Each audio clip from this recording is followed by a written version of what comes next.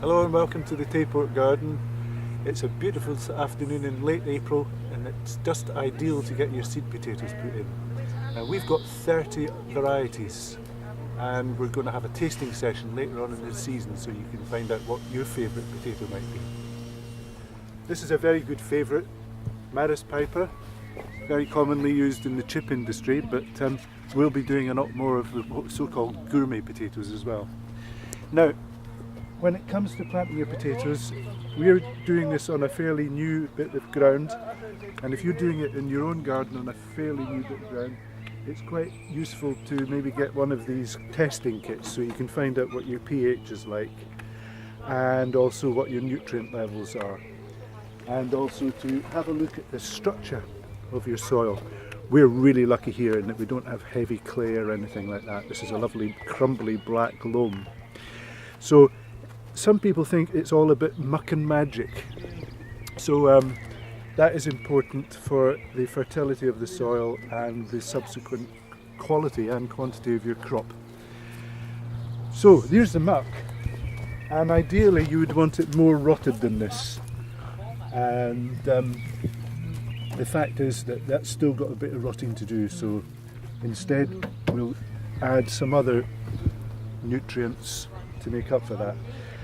What we have here is seaweed meal, and this is very good because it helps to make sure that the structure of the soil is kept a healthy way, because it has a certain amount of alginates in it, which is just more like a jelly, which helps with the formation of the humus.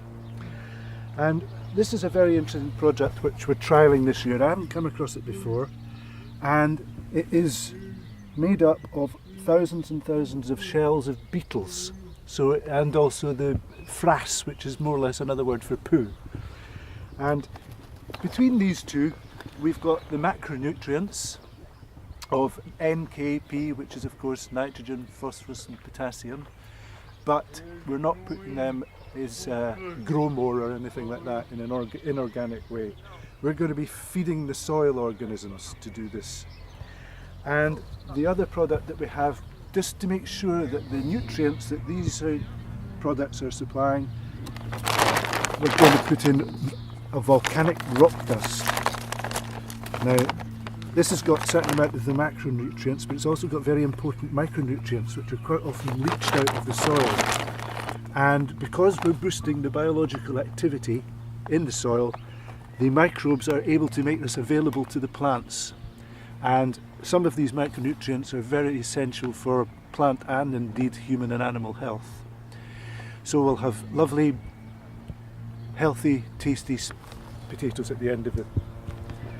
And this is the mix I've made of all three. Now, I weighed out a little bit earlier on, and I know that the scoop holds half full about 100 grams. And that should be applied to just over 1 square metre.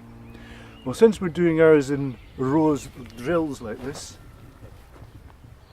what I'll do is try and work out that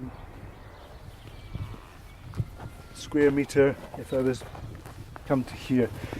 The other beauty about the thing of this is that you cannot really put too much on, unlike the inorganic fertilisers.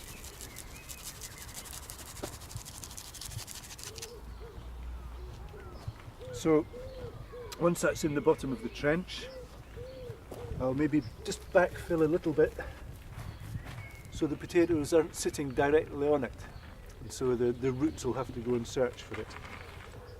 And once it's covered over a wee bit, it's very dry at the moment, but we'll no doubt we'll get rain soon enough.